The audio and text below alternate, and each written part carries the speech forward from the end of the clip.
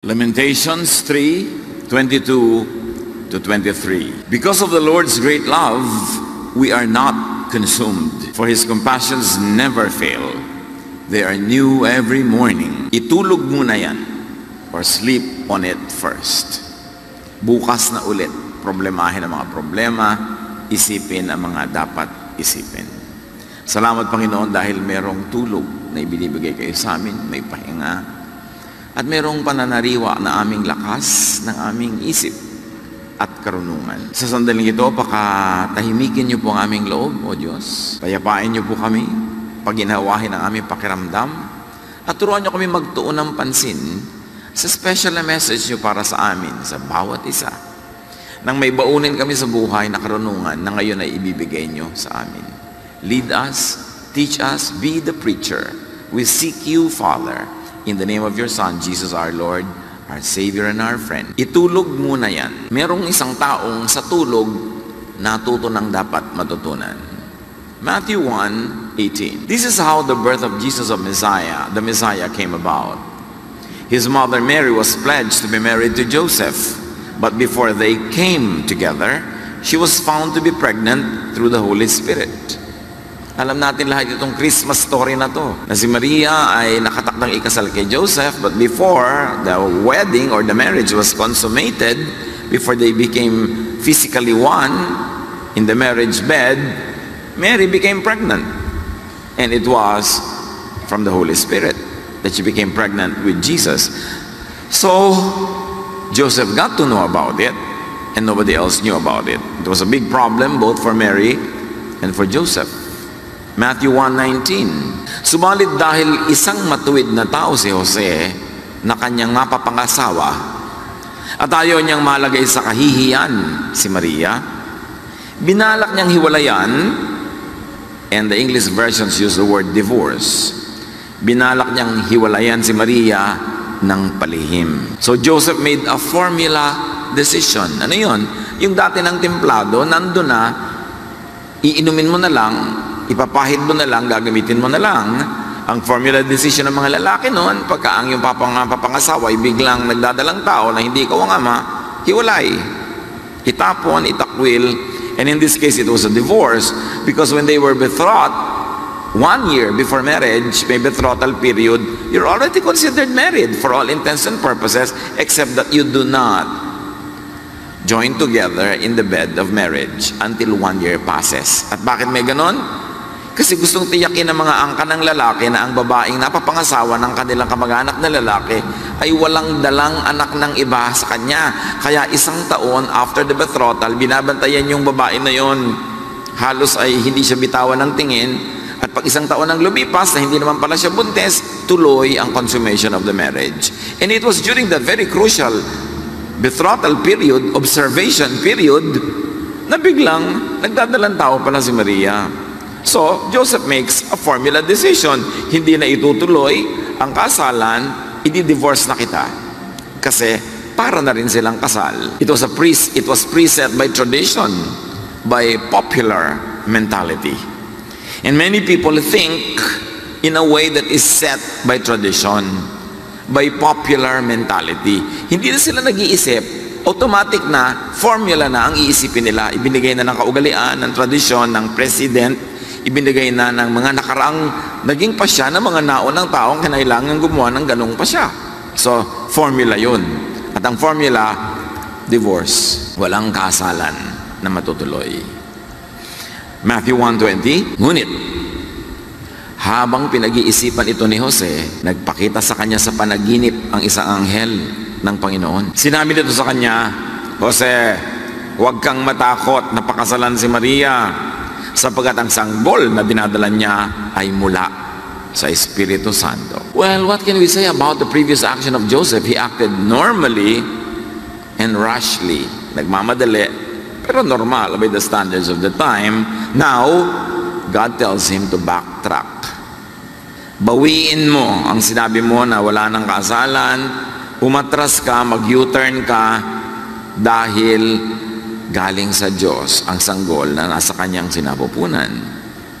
While awake, Joseph managed his own mind like we do. But while asleep, Joseph's mind had space and time for, and his mind yielded to God. Yun ang advantage ng tulog.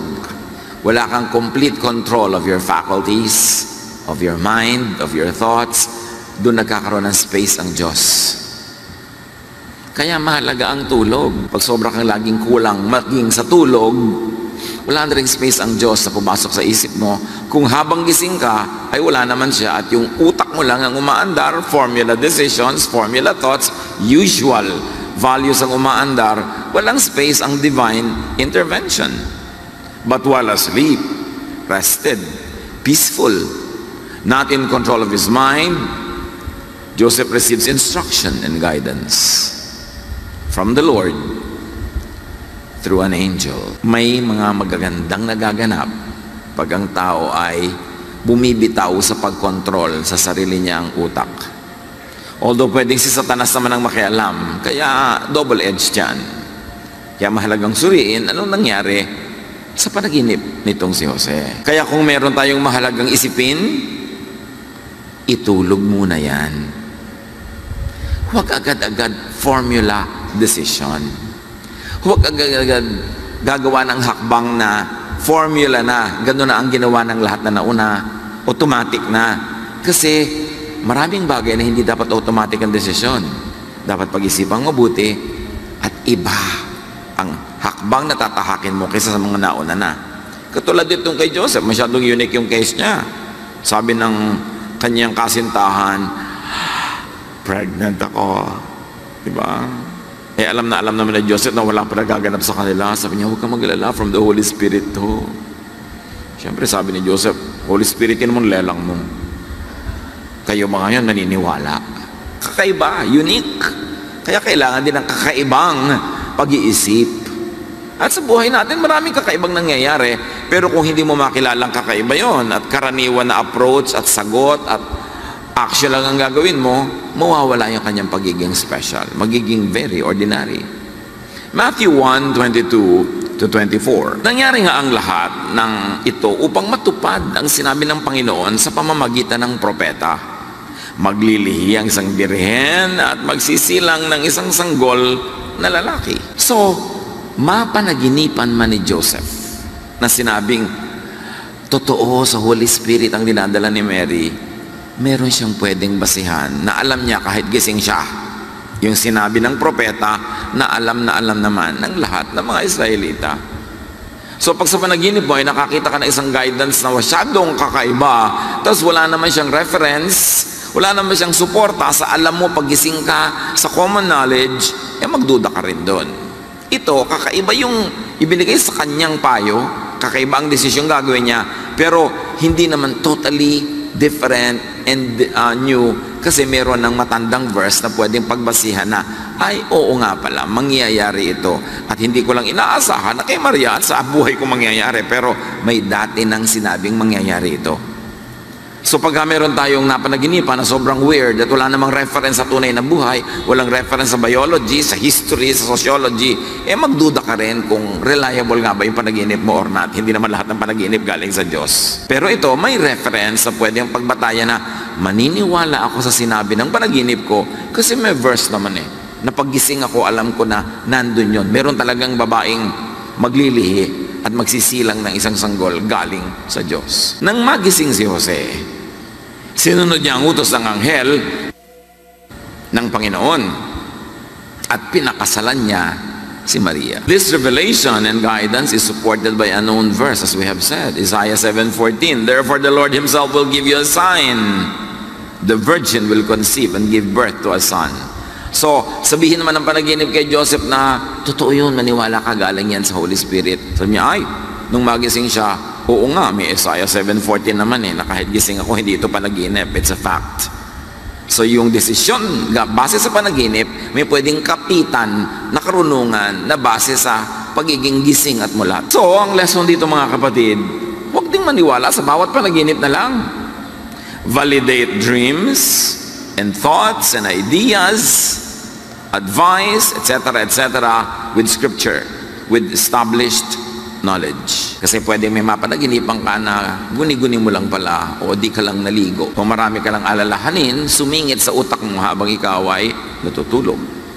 Informed understanding, interpretation, application, and knowledge is all important. Kailangan ng tao hindi lang nananaginip, marunong din siya pagising para hindi siya madaya ng mga panaginip na huwad at wala naman palang katumbas sa totoong buhay. Kaya huwag ding basta-basta maniniwala at sumusunod sa mga kahit ano na lang na panaginip. Lalo na kung unreasonable yung pupuntahan ng buhay mo dahil naniwala ka sa panaginip.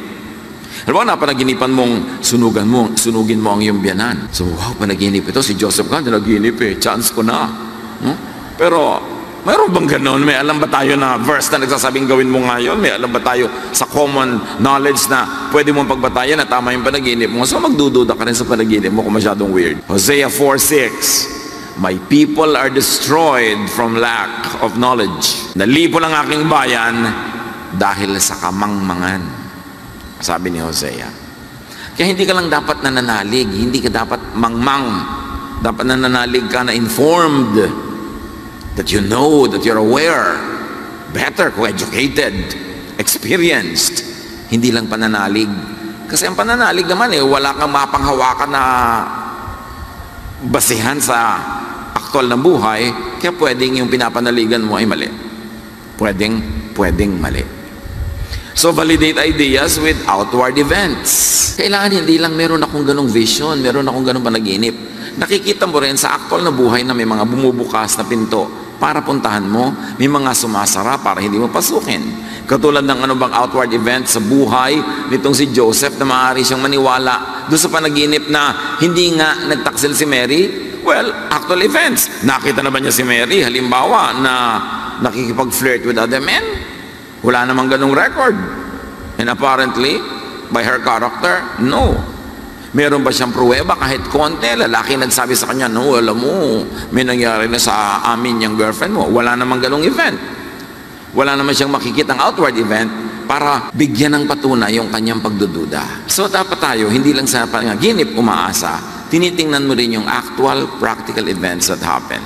Halimbawa, nanaginip ka na ikaw ay magiging ganito, super engineer. Pero sa tunay na buhay, talagang nangangamote ka sa math. Hindi ka marunong mag-compute, hindi maintindihan ng angles, sa geometry, bagsak-bagsak ka. Di guni-guni mo lang yun, magiging engineer ka. Kasi sa actual and outward events, hindi yun napapatotoohan. So pinagsasama-sama mo yan. Verses, panaginip, outward events. Para ka makarating sa pinaka-tamang decision. So Joseph obeyed. That's what we know. And the lesson is to act when the idea or the guidance, the answer to your prayer question is clear, sensible, and doable. Merong isang nanay na naginip, i-donate ang lahat ng kanilang pera, halimbawa sa isang gawain. Hirap na hirap ang buhay nila. May mga may sakit sa pamilya nila, may mga dapat siyang pag-aralin. Ipapapanaginip ba sa iyo ng Diyos yun? Nalipulin mo ang lahat ng kabuhayan nyo, i-donate mo sa something, tapos lahat kayo nakatunganga, gutom, may sakit. Hindi naman yata consistent yon sa karakter ng Diyos. Kaya hindi tayo dapat dalos-dalos nagpapadala sa mga emotional decisions. Do not decide when you are very happy. The tendency is you will be overly generous. Do not decide when you are sad. Do not decide when you are angry. Pagka ang emosyon mo wala sa center, nasa left of center, nasa right of center, don't make an important decision. Maghintay ka. Tulugan mo yan. Itulog mo. Kasi maaari kang magkamali. Kaya yung mga sobrang spiritually high, gagawa ng mga pledges, mamaya nagsisisi. Yung mga high na high dahil nag-retreat, dahil may Bible study, magko-commit ng kung ano-ano, pero mamaya hindi naman mapapatunayan o mapapanindigan. When you are beside yourself, too emotional, either happy or sad, angry or relaxed, stressed or rested, don't make an important decision. Kaya mag-asawang nag-aaway, yung nasa kalagitnaan ng init ng away, huwag kayong hahamon ng hiwalay. Diba? Bukas na, itulog mo muna yan. Huwag nag-aaway at nagsasabi ng mga salitang tapos. Yung never, don't do it again, I will never see you again. Kasi madalas pagsisisihan mo yan. Itulog muna. Before making an important decision, think about it and think of God. Give God space in your waking hours and in your sleeping hours. So sleep over it. Mahalaga yung hindi ka nagmamadali. Ang Diyos walang minamadali. Laging may oras ka for everything. There is season and a time for every matter under heaven. It is Satan that makes you speed up, hurry up. Kasi sa pagmamadali, pwede ka madulas, madapa, magkamali. May chance na madaya ka pag sobra kang nagmamadali. Psalm 63:6, I think about you before I go to sleep, and my thoughts turn to you during the night. May oras pa ba tayo na isipin ng Diyos, pag-isipan ng mga katuruan ng Diyos bago tayo matulog? Para kung managinip man tayo, yun ang lumabas sa ating panaginip. At kung naaalimpungatan ka at nagigising ka sa gitna ng gabi, iniisip mo ba ang Diyos o kung ano-anong iniisip mo? O pinipilit mong matulog agad? Merong mga nagsasabi na pagka meron sa kanilang gustong ipahiwatig talaga ang Diyos, ay ginigising sila at certain moments. At lalong-lalo kung laging ganong oras ka nagigising, ini-ignore mo, maaari talaga ang Espiritu ng Diyos ang gumigising sa'yo at gusto kang kausapin. Kaya ang sabi nga ng isang poster, instead of counting sheep, why don't you talk with a shepherd? Pagka hindi ka makatulog. Hindi naman laging problema yung hindi makatulog Kung Diyos nga ang gumigising sa'yo, di sarap, ang ganda. May sasabihin siya sa'yo. So just before sleeping, what do you listen to? What do you watch? What do you read? What do you discuss if there's somebody to discuss with? Dapat ang baon-baon natin sa pagtulog ay mga isiping makalangit, makadiyos, para doon magkaroon ng puwang ang Diyos sa ating panaginip, sa ating pagtulog. Maaaring si Joseph, bago siya natulog noon, because, the Bible tells us that he was a godly man, humiling siya sa Diyos. Diyos ko, turuan niyo naman po ako kung anong gagawin ko talaga dito. Ang hirap-hirap ng kaso. This Mary is a very, very nice lady, and she is saying that this is from you, so if this is really from you, let me know. So, nanaginip siya. Wala sa scripture na ginawa niya yung panaginip na yun, pero hindi naman out of character para manalangin siya ng ganun. So, anong naman ang isip natin bago tayo matulog? And what do you think about while awake? Just before you go to sleep, could play in your mind while you sleep. Madalas yun, ang laman ng isip mo habang gising ka, lalabas pa rin pag tulog ka na. When you are no longer in control of your mind, the thoughts that inhabited your mind while you are awake can take over. Ganyan ang panaginip parang may nasa short circuit na electrical connection. Yung bang mga panaginip mo naghahalo-halo, parang mga libro na nasa isang bookshelf, tapos lumindol, naglaglagan yung mga libro sa sahig, nagkaiba-iba ng ayos, nagkaiba-iba, nagkadikit-dikit, pero walang saysay, walang sense, kasi nga nahalo. Ganon din yung panaginip. Kaya kumisan yung nanay mo, biglang siya si Darna, tapos habang lumilipad siya, yung ulap naging dagat, tapos biglang lumalangoy na yung nanay mo sa goto. Di ba ganito ng mga panaginip? Parang dugtong-dugtong na parang walang sense. Meron naman, may sense. At meron nga, naputol dahil nagising ka. At nung matulog ka, natuloy ang panaginip. Sino sa inyo ang nakaranas na natuloy ang panaginip nung matulog uli? Taas nga kamay. Wow, mga malikhain talaga ang choir. Di ba? Talagang nakatulog na, may continuation pa. Ako man nangyayari sa akin yan, no? Pero yung pala, ang panaginip mo, eto na yung pinagkakautangan mo, maniningil, nagising ka. Di ba? Ang panaginip mo, huwag nang matuloy. Ang gusto mo, huwag nang tumuloy yung panaginip mo. Dahil kung minsan, hindi naman lagi ka nais-nais yung pupuntahan. Pero yes, mahiwaga ang panaginip. Pero I'm telling you, hindi lahat. Kaya huwag kayong masyado maging mapamahiin. Naku mo na, panaginipan nyo na yun na ang guidance. Kasi pwedeng guni-guni. Pwedeng na short circuit lang yung brain mo. O walang dahilan, walang saysay. Nangyari lang talaga. Pero merong may kahulugan. That's why we need guidance from the Lord to know. Kaya dapat siya ang iniisip mo sa pagising ka, siya ang iniisip mo pag matutulog ka na. And even psychologists they attest that the mind can play tricks. That is why thinking has to be disciplined. Thoughts direct actions. Actions, when repeated, create habits. And habits make your character. So your thought becomes you. Kung paano ka mag-isip, ikaw ang magiging ganong uri ng tao. So everything begins with thought. Yan ang foundation ng lahat. Paano ka mag-isip? Minsan, madalas kayo mag-away ng isang tao kasi magkaiba kayong mag-isip. Hindi ibig sabihin tama ka at mali siya, o mali ka at tama siya, magkaiba lang kayong mag-isip. Kaya pagka meron kang laging nakatalo, tapos hindi mo pwedeng tanggalin sa buhay mo dahil asawa mo, nagulang mo, anak mo, kapatid mo, isipin mo na lang, iba kasi siya mag-isip. Kaya iba ang ginagawa niya, iba ang karakter niya, iba-iba ang pag-iisip. Pero kung gusto nating lumago, lumalim, lumawak, patuloy nating ibahid ng paraan ng ating pag-iisip. Huwag tayong makontento na mag-isip ngayon tulad ng pag-iisip natin last week, last month, last year. Kailangan may naiiba, umaasenso, because room for improvement is the biggest room in the world. Romans 12:2.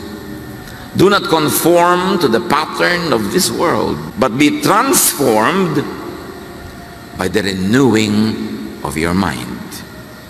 Then you will be able to test and approve what God's will is. His good, pleasing, and perfect will. So ang lahat ay pagbabago ng isip. Kaya sinasabi mong ayoko makinig, ang utak ko'y serrado, dekandado, walang mangyayari sa buhay mo. Kasi dapat lagi nag-grow yung utak. And only a fool does not change his mind when confronted with higher knowledge. Kailangan willing tayo to change our mind. Kaya pag kami sinasabi ka, pinipilit mo, nag-aaway kayo ng dalawang tao, biglang na-realize mong tama siya, biglang sabi mo, stop, you're right. Thank you for enlightening me. Huwag yung maninigas ka at ipagmamatigasan mo, ipilit mo yung sarili mo kahit alam mo nang mali. Nakakahanga yung tao, oy, I was wrong. Wow. Now you know you are wrong. Therefore, now you know what is right. Tumalino ka na. Congratulations. Yung nagsasabing I was wrong, past tense yung was. It means I am now right. Congratulations yun. Magandang graduation yun from wrong to right. Hindi nakakahiya, hindi maling admit that you were wrong, because it means that now you're enlightened and you know better. Now, to discern God's will, do not think like all others. Do not think as usual. Think out of the pattern. Huwag na tayo mag-isip sa formula.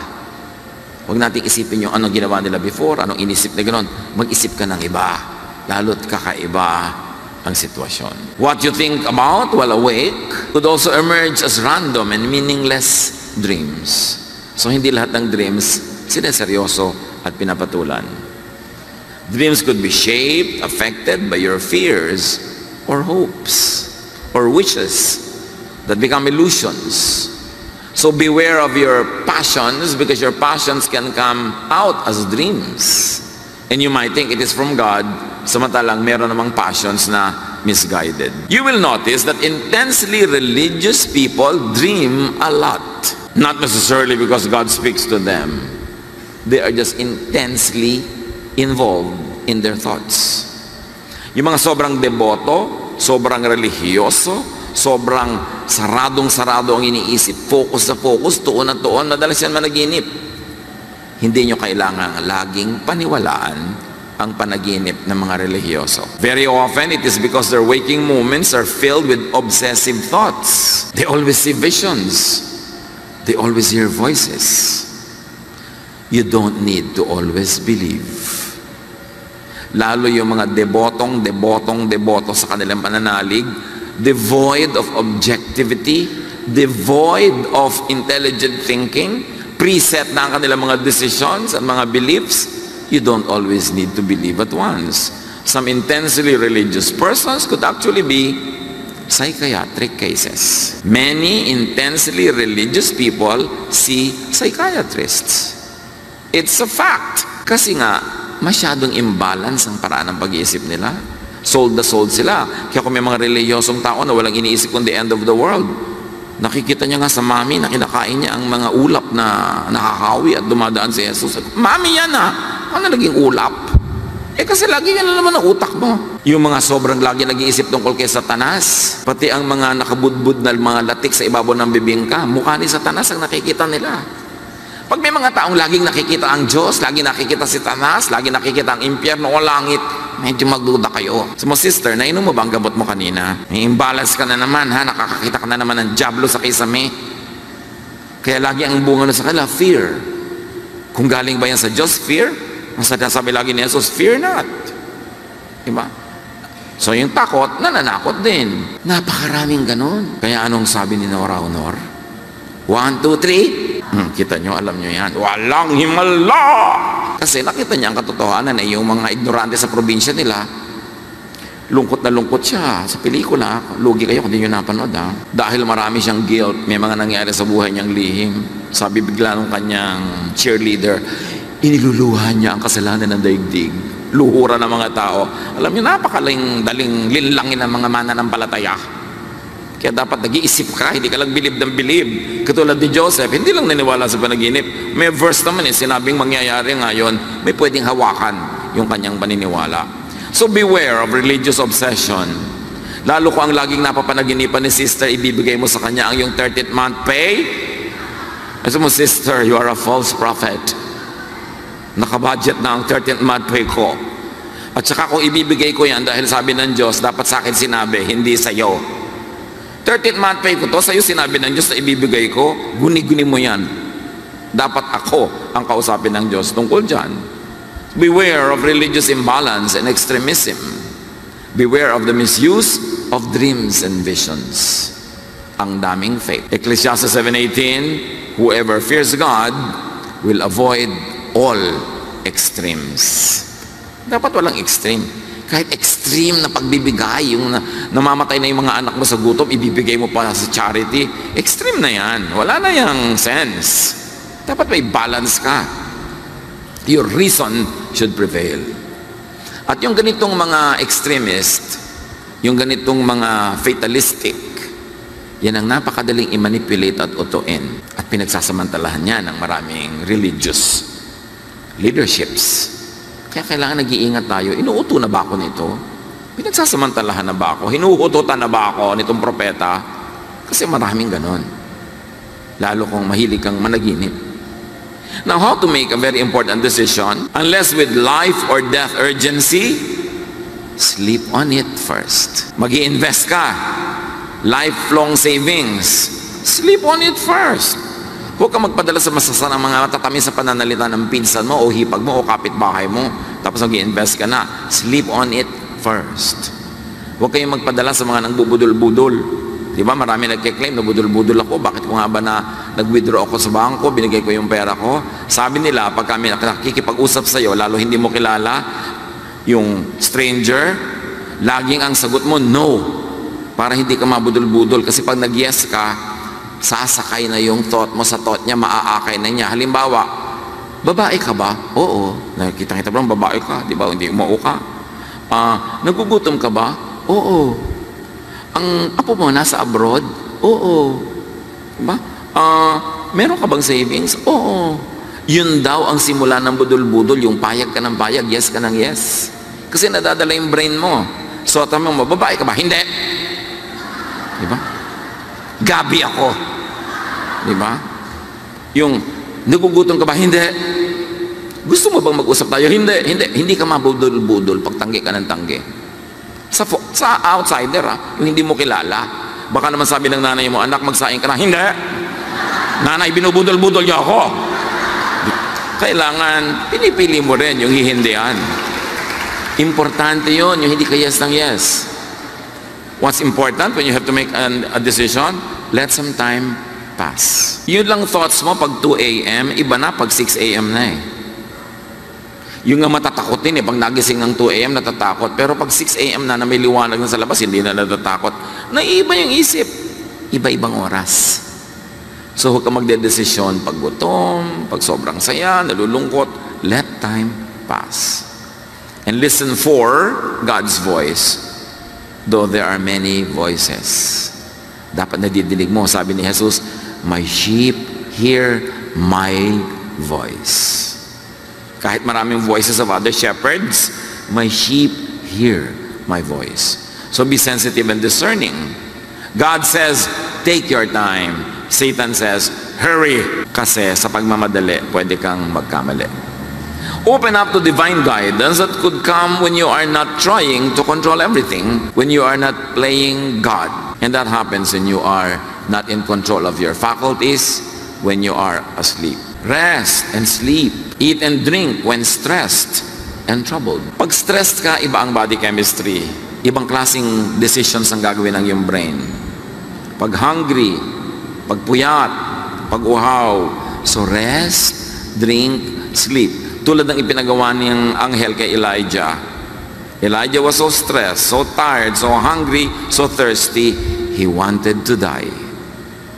Tapos nung nabusog na uli, nakatulog na, nakainom na, gusto na uling mabuhay, gutom lang yan. Kapag may nagsasabi sa'yo, sister, parang gusto ko magpakamatay, gutom yan. Kumain ka na masarap, matatanggal yan. Marami talaga yung mga gusto magpakamatay, usually deprived sa food. Yung wala na akong ganang mabuhay, gutom ka, no? Yung hindi ka kumakain mabuti, no?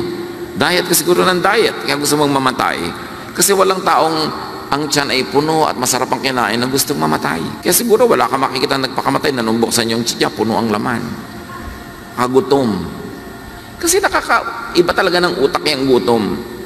Kaya kung hindi ka mahilig kumain ng masarap, hindi ka mahilig uminom, obserbahan mo, baka hindi ka masyado interesado ring mabuhay. May correlation yun eh. Kaya importante. Para yung mga tao na matagal sila sa sauna, yung napakainit na room or steam room, pag ang tagal-tagal na nila doon, nakakamatay yun. Pag ang tagal mo na, pwede ka mag-heart attack, pwede mag-increase ang blood pressure. Pag ang tagal mo na sa very hot sauna or steam room, yung katawan mo actually gusto nang matulog, ayaw nang umalis doon. Ang totoo, niloloko ka ng katawan mo na mamatay ka na. Bakit? Dumating ka sa point, tinawid mo yung lampas na sa healthy, yung heat na yan. So, dadalhin ka na ng katawan mo and deceive yourself into wanting to die. Ganon din yung hindi kumakain ng matagal. Gusto na kumisang mamatay. Ganon din yung mga nahihirapan. Gusto ko nang mamatay. Kasi hirap na hirap. Lumampas sila doon sa normal. Kaya kinokontrol mo yung pain, kinokontrol mo yung hunger, kinokontrol mo yung deprivation, even temperatures, because your mind can play tricks on you. Satan can manipulate you. Kaya dapat walang extreme. Extreme heat, extreme cold, extreme hunger, extreme aloneness, extreme anything. Anybody who fears God will avoid all extremes. Sabi ng Ecclesiastes. Meanwhile, whatever is happening inside your mind and outside of it, God knows. So seek God and depend on God. And this is where good old-fashioned meditation is important. Kailangan nating ibalik sa buhay natin, mga kapatid, yung quiet time. Kung ito'y nawala. Yung bago ka matulog, may quiet time ka with the Lord. Yung pagkagising mo, hindi ka aandar agad nagmamadali, may quiet time ka with the Lord. Kung papasok ka sa trabaho o sa school, may gagawin ka, mag-alarm ka 15 minutes before the real time na dapat ka maghanda para may oras ka with the Lord. And begin your day talking with God. Nawala na sa buhay natin yung pagninilay-nilay. Alam niyo yung mga matatanda, kaya maraming wisdom, kahit hindi naman lahat sila nag-school. Nung araw, lahat ng bahay may silyon, may rocking chair. Uupo din ang matanda, uugoy-ugoy, uugoy-ugoy. And even in our ancient pre-colonial rituals, the priests and the priestesses would sit on benches or mga duyan at uugoy-ugoy. Kasi sa kauugoy-ugoy, your body gets into the rhythm of a movement that releases your mind from attachment to the things around you. Nakakapagnilay-nilay ka, nakakapagbulay-bulay, at maraming karunungan ang pumapasok sa isip mo, not through formal instruction, but through spiritual revelation. Pero ngayon, wala nang oras-oras ang tao para magnilay-nilay, magbulay-bulay, mag-isip-isip. Kasi every empty second is filled with the cell phone. Kahit nga naglalakad, between steps, ilalabas pa yung phone. Pagsakay sa elevator, phone agad. Pag kami iniintay na sa bangko, naka-phone agad na ganun, wala nang pag-iisip ang tao ngayon. Tapos pag tinignan mo kung ano yung pinapanood, o ano yung game niya, o kung ano man yung kausap niya, konti naman yung may saysay. Napupuno ang utak ng mga bagay na hindi naman mahalaga. Nawawala ng space ang Diyos. Doing nothing while uncertain is better than doing something wrong. So mga kapatid, ito ang pakatandaan natin. Kung hindi kayo sure sa inyong gagawin, mas mabuti pa wala kayong gawin. Less damage. Kesa may bigla kayong gawin, kailangan nyo pang mag-backtrack. Tulad ni Joseph, kailangan pa niyang umatras, bawiin niya yung sinabi niyang wala ng kasalan. Buti na lang, wala siya ibang pinagsabihan. Less damage. Pag hindi nyo alam, Pastor, hindi ko po alam kung anong gagawin ko sa anak ko. Eh di wala kang gawin, sister. Di mo pala alam eh. Nahimik ka. Tulog mo yan. Pray to God na ipakita niya sa iyo kung anong pinakamaganda mong gawin. Eh pero Pastor, talagang meron akong dapat gawin. Oo nga, pero alam mo ba kung ano? Hindi nga po. Eh sige, bahala ka. Barilin mo, gusto mo? Maglaslas ka, gusto mo? Hindi po. Ayun pala, hindi mo alam ang gagawin mo. Huwag mong gawin hanggang hindi clear. Mabuti na bago ka pumasok sa isang kalsada, nando ka lang sa kanto, naghihintay, iniisip mo, papasok ba ako o hindi? Kumuha ka ng guidance kasi pasok ka ng pasok, dead end pala, babalik ka lang, sayang oras mo. Do not quickly decide. Do not give an answer or commit yourself. Huwag kayong magpadalos-dalos ng pag-say yes. Kaya yung biglang may magpo-propose sa'yo sa gitna ng napakaraming tao, tapos napa-yes ka na dahil nakakahiya. Walang ganyanan. Kung talagang hindi, yes, hindi. Sabi niya, mapapahiya ko. Pasensya ka, pumasok-pasok ka sa nakakayang sitwasyon. Bakit kailangan maraming taong nanonood sa proposal mo? Eh kung tanggihan ko, bakit kailangan gawing public yan? At ngayon, bisyo na ng napakarami, ginagawa nilang napaka-public ng proposal. Eh kung tanggihan ka. O baka naman yung babae ang may idea, proposan mo ako pag nakaharap sila ha. Say, I will see if you are not sure. O tingnan ko, tingnan natin. Huwag kayong oo. Ate, pwede mong ipautang sa akin yung darating na sweldo ng asawa mong marino. Sabi mo, I will see. I will see kung saang bangko ko i-deposit. Hindi para sa'yo. Huwag kayong oo ng oo. Ang i-perfect nyo yung I will see. Para hindi kayo mapasubo. Hindi kayo sure? Tingnan natin. Yung mga ibang Kristiyano nga, ang sagot nila dyan, ipagpe-pray ko pa. Hindi yan alam ko na. Yung mga ipagpe-pray na pagpe-pray ko muna. Pwede mo rin naman sabihin nyo kung totoong ipagpe-pray mo. Pero huwag kayong ipasubo ang sarili pag hindi kayo sure. Mahirap kumawala. So, pray about it. Really, seriously pray about it. But very importantly, sleep on it. Itulog muna yan. And enjoy your sleep. At meron akong gustong ibigay na card sa bawat isa sa inyo. Madaling i-frame, i-kwadro nyo, ilagay nyo sa inyong bedside table or where you will see it before you sleep. It's from Psalm 4:8. In peace I will lie down and sleep. For you alone, Lord, make me dwell in safety. Card na yan, ready dyan sa labas. Paglabas nyo, claim it. Talaga, may palakpak agad yung by the way, 50 pesos ang isa.